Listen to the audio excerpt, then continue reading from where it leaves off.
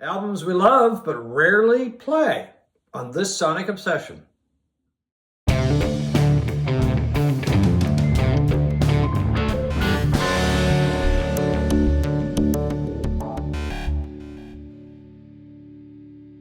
Hi, over here is Steve McLeod, and I'm John Whidden, and welcome to this Sonic Obsession. Today we're going to talk about a few albums, each of us, that we love but rarely listen to, rarely put down and drop the needle on them. I'm going to let you start. Yeah, I'm just going to say that I got the idea for this from a thread on the Steve Hoffman forum. I just thought that's an intriguing idea. For whatever reason, you just don't play them much anymore. My first one is Jesus Christ Superstar, which was released in 1970. Maybe somebody's out there that doesn't realize that this was actually an album before it was one of the most beloved musicals of all time. It came out of England in 1970. It had a guy who went on to become an incredible writer of musical theater, and Andrew Lloyd Webber doing the music, and Tim Rice doing the lyrics. It was a very controversial album. It was Well, just the fact that you would call something Jesus Christ Superstar was controversial in itself, right? Yeah, it was. I remember early on listening to this at my friend's house, and his mother came storming in and was accusing us of being blasphemous. Really? And this was a sin to listen to this, and don't ever play that in this house again, and all of this stuff. Wow. And I never did. I think it was probably my copy that we played. I'm not sure, but You didn't want to get it burned, that's for sure. well, I don't remember if there was much of that going on at the time, whether people were starting bonfires with it, but it was a very controversial album, and it just blew me away. I mean, I'm not religious. I was a Catholic then, but I certainly never thought it was blasphemous. It was rock music.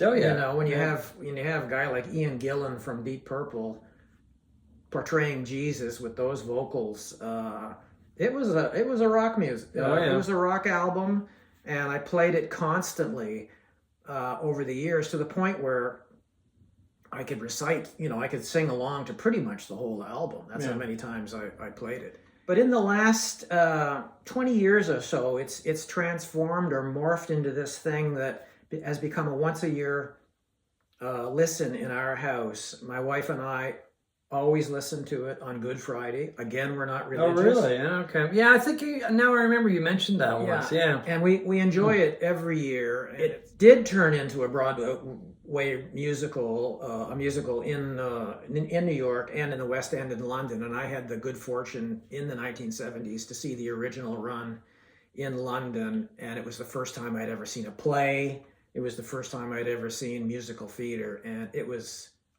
a transforming experience for me. I always remember towards the end when the floor opened up and Christ comes up on a cross, with smoke billowing and everything, and I just got shivers. Wow. Okay. It was a mind-blowing experience. As a result, it's my favorite musical of all time. It later became a movie by Norm Jewison. Oh, that's right. Yeah, and and I never cared for that version. It seemed a little too modern, I guess. I mean, I think there was a scene where Judas is being chased by a tank, through the desert. I can't remember. I have seen it, yeah. And I just didn't care for the people who were singing. I knew that album, so well that it was spoiled when somebody else performed. Yvonne Elliman, was she in the movie, or was she on the soundtrack, or both? She was on both. On both, yeah, okay. She was on the original playing Mary Magdalene, and she was in the movie. And she, of course, had a solo career and sang with Eric Clapton for quite a few years as well. Yeah. Great singer. So anyway, Jesus Christ Superstar, I play it once a year, and once a year only. My first album that I really love but rarely listen to is Led Zeppelin II, by, of course, Led Zeppelin. I love this album. It is still my favorite Zeppelin album. I do like number 1, and I do like 3, and I do like 4. You like them all. I like them all, except, Houses, not Houses of the Holy. I don't like Houses of the Holy. No. Physical Graffiti I like, Yeah. but this is my favorite. But the reason that I don't play this version is you may be able to see how beat up the jacket is, but the album itself is even worse. Now, I don't know if that's going to show up or not. I don't think so, but it's got scratches and it's got bumps and it's just, the label itself is faded. So anyway, when I got a new turntable, I did buy a new version of the album. And this one is in pristine shape, simply because I've only played it once, maybe twice, and I can't tell you why, because I love the album. I hear the odd cut from once in a while, and I say, well, that's great. That's from Led Zeppelin II, and love the track. So there's nothing I dislike about it, but I don't play it. You're just tired of it. I mean, guess. judging by the cover of the original, it's been played more than it's been played, twice. And That's it for saw sure. a lot of parties in its day. Well, I mean, it came out in 1969, so that was kind of like the height of partying, as far as that goes. When I was a teenager, but yeah, it's just a great album. But just for whatever reason, just don't play it anymore, and I still love it. So anyway, what's your second choice? John, my choice is Dark Side of the Moon. One of the most landmark albums of all time, one of the biggest selling albums of all time. But to me, it's like a loved recipe that you no longer make. I mean, you must have recipes that you stop making because it no longer has the appeal or the taste. Well, there's food that I used to love, zest. that I don't eat anymore, simply because I have lost taste for it, desire to eat it or whatever when it comes to food. Yeah, but to me, Dark Side of the Moon is like an old, kind of boring bowl of chili that you've been making for 40 years. You've just had enough of it. I've had enough of it. Okay. I mean, there's no question. It was just an incredible album when it came out in 1970, 50 years ago. It changed music. It changed particularly the way music is produced. It was really kind of the first rock audiophile album that people used to just zone out to. Some people still do. Still do. And, but it's, honestly, I just don't care if I ever hear it again. But it doesn't in any way negate what this album meant to me at one time. One of my favorites of all time. One of the greatest albums of all time. But, you can only eat so many bowls of chili, and that's kind of the way I feel about Dark Side of the Moon. My next choice is Santana's Abraxas, which was Santana's second album. And I think its best album. I do like the first album, kind of like Led Zeppelin. I do like the first album, but I loved this album. I still really like this album, or I think I do. I haven't listened to it in so long and I didn't want to listen to it before we did this show because like that would be kind of cheating, right? But it's just so musically rich. The percussion on this album and the Latin feel that he brought to music and like the instrumentals on this album. And then he took Black Magic Woman, or not he, but the band took Black Magic Woman, the Fleetwood Mac song, and turned it into a classic. I mean, it's one of those songs that it's just great. Pretty hard, I think, to improve on Fleetwood Mac's early stuff. But I think this version is probably my favorite version of Black Magic Woman. This was just a great band, though. I think it was the best lineup that Santana had. There was, of course, Carlos Santana. Mike Shreve was the drummer, was in this album or in this band at the time. Greg Rowley was on keyboards, another member of the band, who went on to form Journey. Just a great lineup on the band, great choice of material, some songs with great lyrics, some good vocals, and then some instrumental work, which just kind of really opened a huge door my listening anyway, that Latin feel. It was incredible, just a new direction in music. Yeah. Sorry.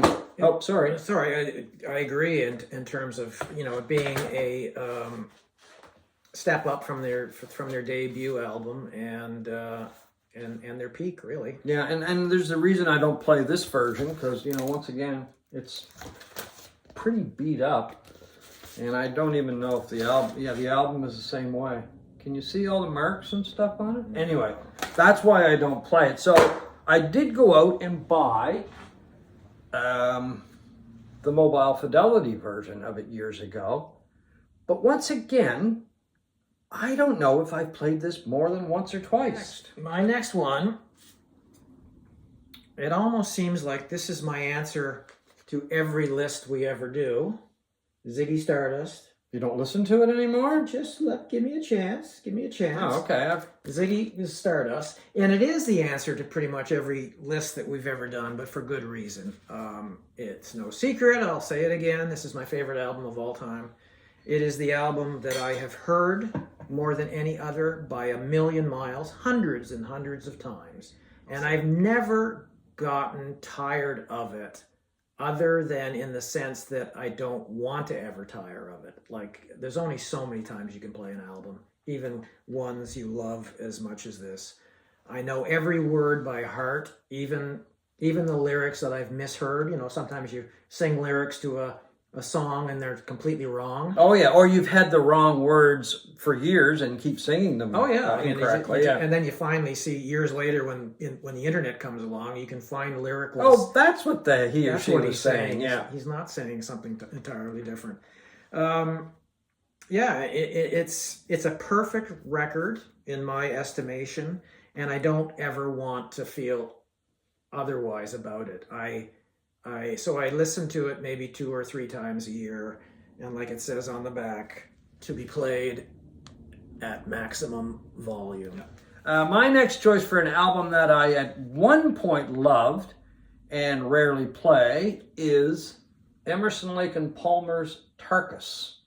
This thing just got played continuously when it first came out. Yeah. I'm going to say I probably played this for 2 years. Well, not non-stop, but a lot. Yeah, and me it's too. worn out. Well, the vinyl's worn out, but anyway, I won't bother digging it out. But it's something that I wouldn't put on a turntable now anyway, unless it was an old beat-up turntable. I just loved that album. Way over the top. Yeah. You know, just too much going on, too bombastic, just heavy coming at you, but it was one of the first prog albums that I just grabbed a hold of and wouldn't let go. And I liked Emerson, Lake and Palmer a lot because I thought Keith Emerson was just an amazing keyboard player. Greg Lake was a great singer, and of course he had been with King Crimson. And Carl Palmer was an amazing drummer. Over the years, I've seen a lot of video from those shows and Tarkus, and they were live. They were incredible. I never had the opportunity to see them. But I know why I don't play it now, and it's been years since I played it. It's because it was so or is so over the top. It's just too heavy. It's just bang, bang, bang. You know, it comes at you like the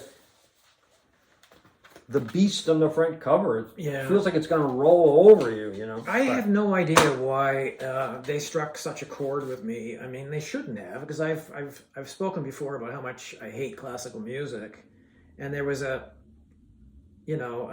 sort of a classical feel to a lot of their stuff.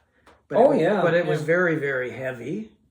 And I absolutely loved them. And I loved that album. I still do. I still play it. Oh, do you? Oh, yeah. Oh, okay. Yeah. My next choice is another bowl of chili, a familiar recipe that... These are really surprising me. Are they? Well, yeah, because they're 2 of your favorite artists, Steely Dan and Bowie, and you hardly play the albums. I'll give you the reason. Okay, that's what I'm waiting for. With this, it's a bit of over familiarity, like all of Steely Dan's music for me. I mean, they were my favorite band of the 70s. I played them constantly. But Asia in particular became a staple of classic rock radio. You know, you couldn't turn the radio on without hearing Peg or Josie or Black Cow and all of these songs, and it became a little too familiar.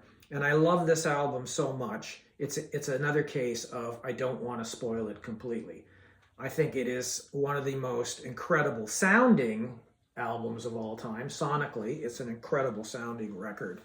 And I still, once or twice a year, wait till everybody in the house is asleep. I'll come down, You know, it's quiet outside. The street noises are minimal. There's no other thing going on in the house. And there's something about playing a record late at night when everything else is kind of sleepy and quiet that makes it sound better to me. And this is such a sonic marvel that I will sit there and just listen to it, even though I'm a little tired of it, and just marvel at just the production. I mean, it was such a legendary album. In turn, you would say it was a little too perfect. No, I don't like Steely Dan. I don't think that's no secret. I like the first album, and then after that, to me they ceased to be a band. So anyway, continue. But do you ever listen to albums strictly for the sonics, or not strictly, but because you like the sound of an album, versus the music? This is one of those. Not really. No. I mean, the music is great, but sometimes it's really nice just to put the stereo on and turn it up a bit and just listen to, what a great, a masterfully produced record can really sound like. Oh yeah, no, I mean the sound is. That's one of the reasons I don't like Steely Dan. There's no soul to that band. Don't be silly. There's no soul. It's so clinical. My next choice is an album called Better Days, and it's a band that Paul Butterfield put together after he disbanded the Paul Butterfield Blues Band, and the band was called Better Days. It's a great album in the sense that it's got a really strong blues feel to it, but it's a lot more commercial than some of the albums that he had done before. And I think for me, it was a really important album in the sense that it kind of opened the door into getting into blues, because before I listened to this album, I didn't really listen to a lot of blues. It was just something that I just couldn't get into. I don't know. I just found it a sound that I couldn't relate to for a while. I listened to this. There's some old classic blues songs on here, like Walkin' Blues. They call it New Walkin' Blues by Robert Johnson. They do a stellar version of that. And as I said, it was more commercial, and it opened the door to blues, and that's one of the reasons that I really liked it. But Butterfield's singing is very strong. His harp playing is amazing, as always. Amos Garrett plays guitar on the album, and he's a fine guitar player. Mm-hmm.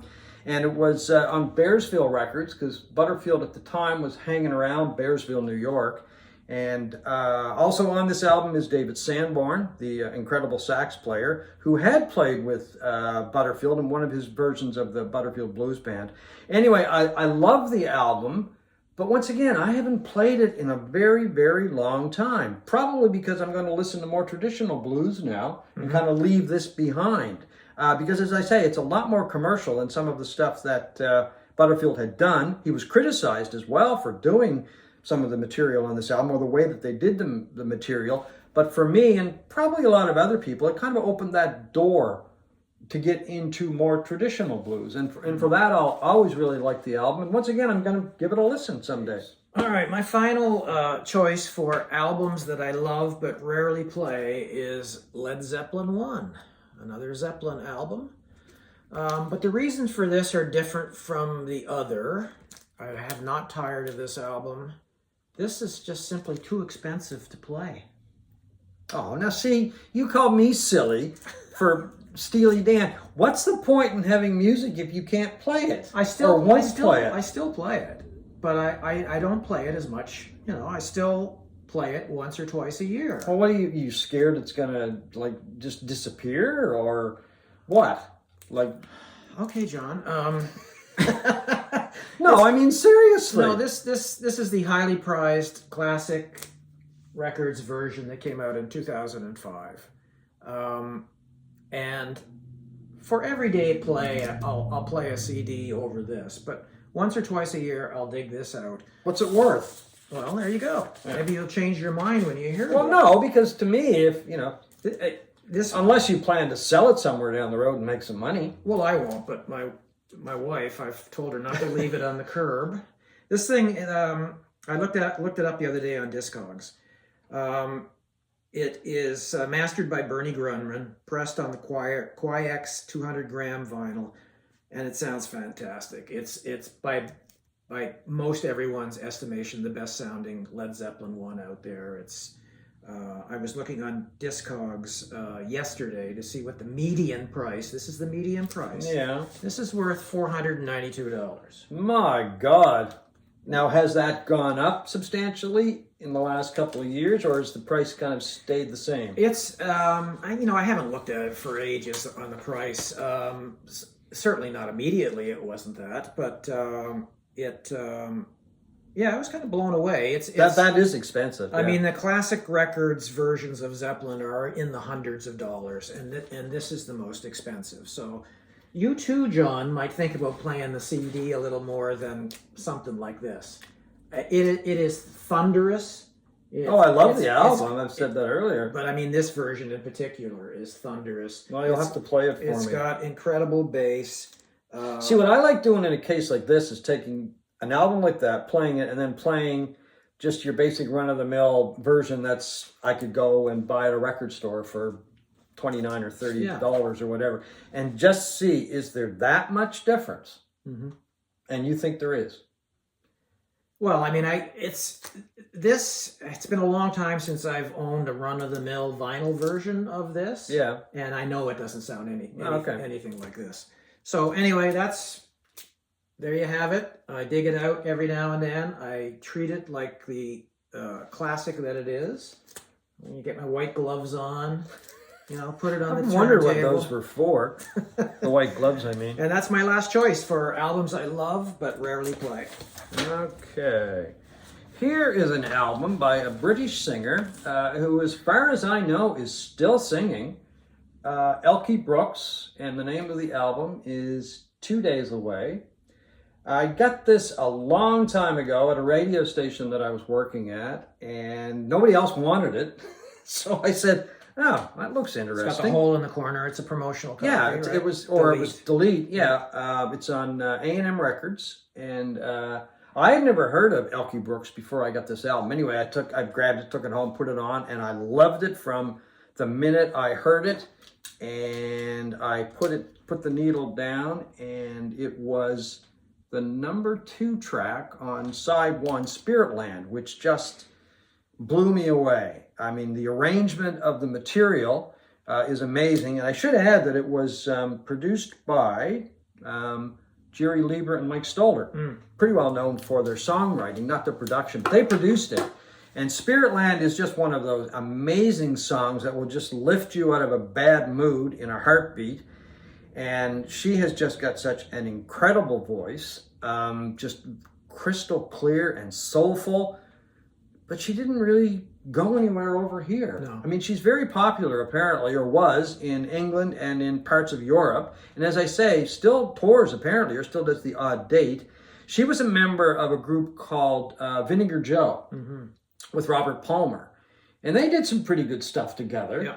But that was a combination of 2 really strong vocalists in one band. And I think that kind of, I don't know, it might have contributed to their demise, I guess. I'm not really sure. I went back and listened to Vinegar Joe after I heard this album and found out more about the band. And they're a good band. They're fine. But this album, and once again, I have the CD version. It's coupled with another one of her albums, like a twofer. But I don't listen to it. And I really can't tell you why, because that kind of music just does not die. I mean, it's soulful. The arrangements are very strong. And her voice is just incredible. I think it's a high point of her career. She did a lot of recording after that. I've heard a lot of the material, but that album blew me away. And I think probably if I went home and listened to it, it'd probably still blow me away. It's so good. Well, I think you should. That's the whole point of having what records. I will is do. To dig them out and play them, even when they're $492 records. Yeah. And we want to hear from you guys. Comment on it. Yeah, good or bad. We want to hear your lists. And if you like it, subscribe. Subscribe. We don't typically do that, but we thought we'd just give ourselves a little promotion. Why not? But yeah, let us know what you think of the show, and yeah, subscribe and leave a comment if you like, and tell me if you like Steely Dan or don't. Thanks very much for watching this Sonic Obsession.